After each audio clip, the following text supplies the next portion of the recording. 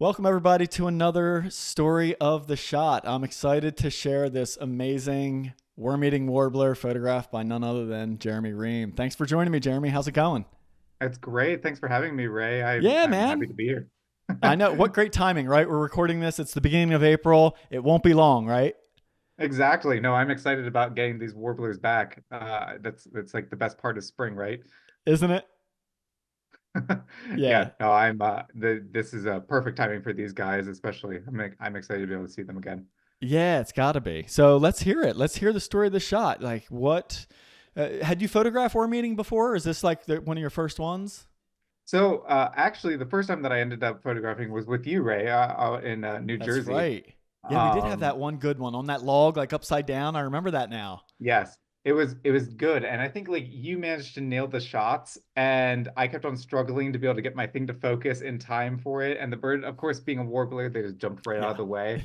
And Yeah. so whenever I like, and that actually that sort of like segues really well into sort of what motivated me in order to go for this shot with worm eating because I wasn't so happy with those photos. They were okay, but they weren't Yeah. like outstanding. Um, and so every spring I've sort of started making this tradition of like species I want to be able to get Oh, and good. then and or like types of shots of different species that I want to be able to get. It's just sort of Yeah. to keep myself motivated with goals and whatever else. Um, and keeps me pushing. And so last year, whenever I took this, I was really aiming to be able to get worm-eating warbler and Nice. get a better shot than what I had done before whenever I was with you before, a few years beforehand. And the trick with it was that, I didn't know where they were. Yeah. I didn't know where to be able to look for them. And of course, like many birders, I turned to eBird to be able to find locations and just sort of tried to get the best ideas that I could out of knowing a little bit of their ecology. I Sure. know, I mean, they're definitely they're wood warblers, and interestingly, worm-eating warblers are the specialists who specialize in being able to preen right between dead leaves. They often go for that, Yeah. and apparently they nest right on hillsides. That seems to be their favorite kind of thing. So, Okay. um, I had to end up looking for sort of locations that ended up fitting to that, and I found a spot that was like an hour south of my place where I was living in Virginia at the time, down near Fredericksburg, Virginia area. Yeah. Uh, People had reported seeing a couple wormy and warblers, and I was like, okay, well, Here we we're go. gonna pack up and yeah. And so I just Nice. packed up and decided to go down there. So the spot that I ended up going to, yeah, in this video, this is the location was kind of up in the mountains, had to go off-road for a little bit. I mean, it's a road, but it isn't paved at all. And so I ended up going into this trail that is really nice. It's about 5 miles long, and I ended up hiking in Wow. probably around a couple miles into it. Did you And just really? yeah. Damn. So you had to work for this. It wasn't just I right there. You didn't hop out of the car and get them. Oh no, there was a hooded warbler right outside the car, but there was not a worm-eating warbler. I mean, not a I bad ended up thing to start with, though. no, exactly. I was like, oh, I will come back to that guy later, and I did actually. Is that Um, how you did it? You still were like, you were worm eating focused, and so you just went. yes, Nice. I was That's impressive, absolutely man. That's impressive. my otherwise my ADHD will like kick in. And I'll be like, I will never get to You the never get worm-eating there. warbler. Yeah, yeah. So Totally. I'm like, no, I am treading in this direction. I'm gonna go out in the trail, and of course, like it's sort of meandering a little bit. I mean, Yeah. the best that you can end up doing. So yeah, I'm here walking along, going for miles and miles, just trying to hear that sort of rattle sound of worm-eating warblers. Yeah. Um, and I think I did. I ended up hiking, I don't remember. I think it was like 2 to 3 miles in. It sort of took me down to a marshy area eventually. Nice. This is out in the woods, me just trying to find, it's a beautiful spot, trying to It's hear and gorgeous. find anything. Yeah. Perfect habitat for lots of warblers. Heard bajillions of parulas, and Yeah. then there was even spots whenever I got down to this marshy area that were good for prothonotary. But I was really wanting to be able to hear this find these worm-eating warblers. And I think I once I had gone those 3 miles, I sort of just turned tail. I was like, okay, let's just backtrack and see what we can Yep. do. And I ended up walking back. And that's whenever I heard, like in very faintly in the distance, I heard this rattling sound. No kidding. Let's see Um, if we can hear it on this one.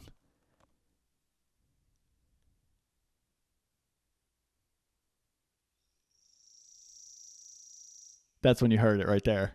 That is, yeah. But it was like it was definitely like right nearby, and I heard him calling, and I was just like, yes. Yeah, Uh, was so happy after trying to, I mean, like, it's like a needle in a haystack to some for degree. sure. You do the best that you can. And you can see on my expression, I was really excited whenever I finally Yeah, heard totally. him. So then was sort of getting set up and to the location where he was calling from. And so So you I just sort of follow set the myself up sound at that point. pretty much, yeah, Yep. Did you and end up trying to get having to closer. go off trail, like off the path and everything? Very much so, which Yeah. some people may frown upon, but I was like, I we got mean, to in a go. giant forest like that, yeah. It was big open spaces. There were Yeah. lots of dead trees and dead leaves around whatever else. It was really good. So yeah, I went off trail, sort of headed downhill for a while, just Nice. following the sound of it, and sort of parked myself on the ground then, which is what this video sort of shows. Tried to find a good perch in among all the different trees that were there, among all the Yeah, different branches, and trying to wait for this guy to come in or come into a location that was close enough to me. definitely. Yeah. And so how did it And start out there, with him? yeah, exactly. And so then it just comes like the waiting period of sort of Yep. you take these shots of you got the bird, you're just taking shots to be able to get a few shots in case he just flutters off and you don't get to see him anymore. And this was sort of I one of those early love shots. these beech tree leaves in the spring. They're like neon green. They got that horizontal layering to them, like there's something to this shot, but I see why you wanted to continue beyond this. Right. It's like I like you, I love small and frame shots like this, and I tried to get him sort of curved in a little bit of a frame there in some degree, even though that branch off to the left is a little distracting, too distracting for Yeah. my taste. But yeah, it was this idea that it was good, but it wasn't great, and so I kept on going for it, and then I found this nice perch. Yeah, you can go on. So then, yeah, you get this wider in frame shot, and then you move on and you get something like this.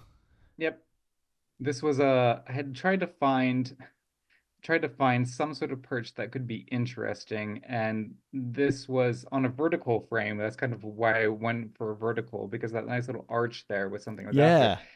But this guy, like this worm-eating warbler, would not look in profile. He would not look Yeah. away. He just kept looking at me, and I'm just like, well, like I love it. I love that you're on the branch and you're singing and you're doing Yeah. great, but I just need you to turn. Yeah. Um, And then and finally. eventually he did. And So I love the textures and stuff like this. Is that something you think about when you're like eyeing up, like, hey, I'm going to position myself here, hoping the bird's going to land here? Are you looking for that? Or are you looking for just the cleanest background? Like, was that a conscious decision of, hey, I hope, like this is sort of the background I'd like here? yeah, I like if I can get a clear backgrounds, I usually do like that. In woods, that, as many people know, is really tough to be able to do. Yeah. Um, in this case, yes, it was very intentional. I mean, I specifically looked for this perch, and I was looking in the back to see Yep. that the leaves could be there. That I love the Right. texture that's there. Um, but they had to be far enough away that they wouldn't be distracting. And Yeah. so yeah, this was intentionally done this way. I took some time to be able to sit and think about this, about the perches, and then sort of just hoping that he would keep on coming to the same perch afterwards. And that's the thing, right? I think it's for a lot of warbler photographers or people trying to get into warbler photography, it seems like, how could I even think about anything? It's just the birds are all over the place and it's chaotic and crazy. But I think when you start to pick up on, just like I'm sure you noticed, there's habits of returning to the same perch and stuff like that. But to me, the key is like standing in an area where that bird is hanging out and seeing some opportunities and positioning yourself in the right spot to get a background like this, right? Because you could have, in theory, stood to the left 5 feet, 10 feet, or to the right 5 feet, 10 feet, and that background would be so vastly different and potentially much closer and more distracting and other branches. But you see like this open area, and you kind of start after enough time, and you've been out there chasing them a lot. I've been there with you sometimes, and I know you've chased Yep. them plenty of times on your own. Um, But I think like you start to intuit like, yeah, this might be an area that this bird could land on, or could come out to. And so I really love that you came up with this background because for me personally, I think it's so much more interesting than just if it was like all this just sort of out of focus, smooth green. Listen, would still be pretty, but this has so much more character to it. Yeah. No, and I know what people end up starting to talk about. When I first started getting into this, I think, and this happens with a lot of people, is you're happy to be able to get that nice clean slate in the background if you Yeah. can. And I definitely still love being able to do that. But yeah, to me, this is it I don't know, it ends up telling a little bit more of a story if you end up getting that. It's pretty in the sense that it gives texture, but it also gives context to like Yeah. what the bird is in. It's very realistic to what you're seeing whenever you're actually there, but it isn't distracting. So yeah, Exactly. it's that amount of planning, and that's something that I've really worked on is sort of is really sitting down and planning a shot to some degree once I know the bird is in the area, Yeah. rather than just sort of winging it because as Yeah. you know, like warblers just as you said, they go all over the place and they're Yeah, totally. it's absolute chaos. And in fact, that happens to me all the time even still, but like it's Totally. the Me too. it's Yep. like the Yep. resisting Yeah. and just trying to go with no, I'm going to focus on this, and I'm just and because I know this will look good versus any other thing that I've seen. So Yeah, exactly. And I have to say, like, this shot to me just evokes forest. It really does. And a clean, smooth background. It does. It's a portrait of the bird, and it's great. And it just like you said, I still take them myself. It really shows off the species, and there's no distraction. But it beyond that, it doesn't really tend to evoke much. And mhm. like this just does that. Like this, boom, it's in that forest. You get the vibe of that forest that we got to see you walking through just a little bit earlier, which is amazing. So great job. Oh, thank you. And so then we have our original on the right here. And I'd love to hear your thoughts on the direction you headed with this edit because, number one, I love it. I think it's a really great direction you headed there. But I'm not sure myself I would have headed quite in that direction. And so I'd love to hear your thinking behind like where you went with this one. Sure. I like part of what I really okay, so some of the things that were standing out to me the most was the color for one. Yeah.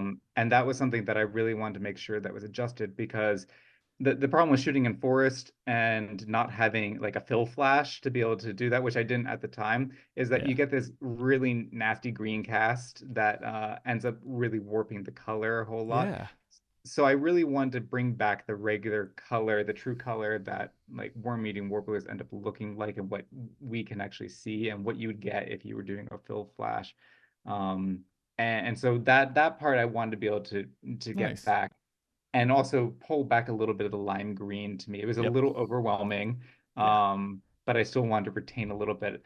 The reason I sort of cropped in was I didn't I wanted to be able to get the bird a little bigger in the frame as well as sort of like shift it just a little to the right. And I Yep. liked being able to have sort of the branches that kind of cut down in the very corner as well Yeah. as sort of just sort of disappear off on the Yeah. edge. And so I was thinking about the crop as much as possible, and I shifted around quite a bit. I was like, do I put the bird in the center? Do I put it off to the right a little Okay. bit? Um, and ultimately decided on just sort of trying to get it off to the right, just to keep some of that interest where the bird is singing into something still, which is what I really liked Totally. Yeah. about the original photo with it. And so yeah, that's kind of where I ended up going. I also I mean, I changed a little bit with covering up some of the bright hot spots a little bit and Yep. just sort of muting those some But more just minor. Yeah. minor adjustments. Yeah, because I Yeah. still liked having the texture that was there.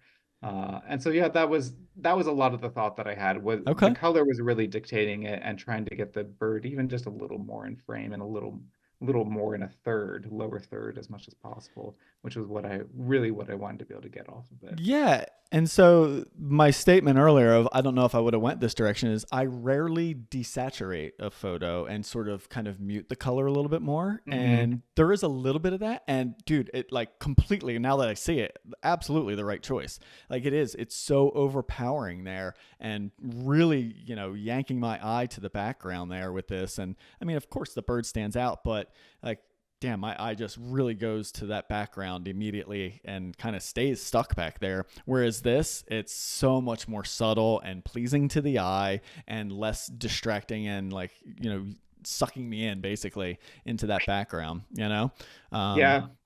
it's a great choice. And so I really appreciate what you did there. Oh, thank you. And and I mean it was rough too because I mean this is at this point I had gotten there early, but by the time that I found this bird, it was pretty much midday. And so like Yeah. there's bright light coming down and really hitting off of those lime green Yep. leaves. And it can be pleasing somewhat, but yeah, it was just overwhelming to me whenever I looked at Totally. That's what it it. was. Yeah. Yeah. It was overwhelming. So So nice job on this beautiful photo. It's a wonderful end result. And especially after putting that amount of work in, it had to feel so rewarding. oh, absolutely. I mean, the sort of gamble, I can't count how many times I've gone to somewhere like hoping to be able to see something and get Yeah. nothing. Yeah. And that this panned out after driving an hour, hiking miles, Yeah. and waiting hours for the bird to finally actually sit in the location and get a spot and look at the way I want to. Yeah, no, Yeah. it, Yeah. it was Yeah. it was totally worth it. Oh, that's Um, awesome, man. Well, thank you so much for sharing the story of this shot. It's great to hear it. It's great to hear the work and the effort that went into an image like this, and the result speaks for itself. Oh, thanks, Ray. No, it's I'm I like I say, I'm happy to be able to have it. I'm looking forward to trying it again this year. I'm hoping to be able to go back to sort of the same spot and try a different angle and try different things with it. Nice. I was going to ask, what else is on the list for this year? Do you have like some species that you plan on working with that you maybe don't have quite the shots in the past yet? Oh yeah, I mean I have ideas for what I want to do with Louisiana water thrush and ovenbirds this coming Mm, spring. I want to sort of mix it up a little bit from what I've done. I've nice. been dipping my feet into wide angle shots a little bit just to see what I can end up getting with those. Excellent. Even though even though there's easier things to do than that. Sure. And then we'll see.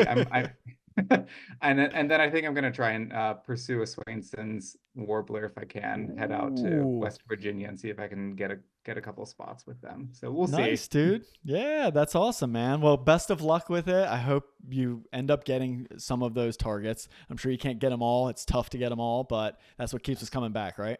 Exactly. That's Yeah. what you get to look forward to every new year. Awesome, dude. Thanks so much, Jeremy. It's been great to hear this one. I Yeah, appreciate it. thank you, Ray.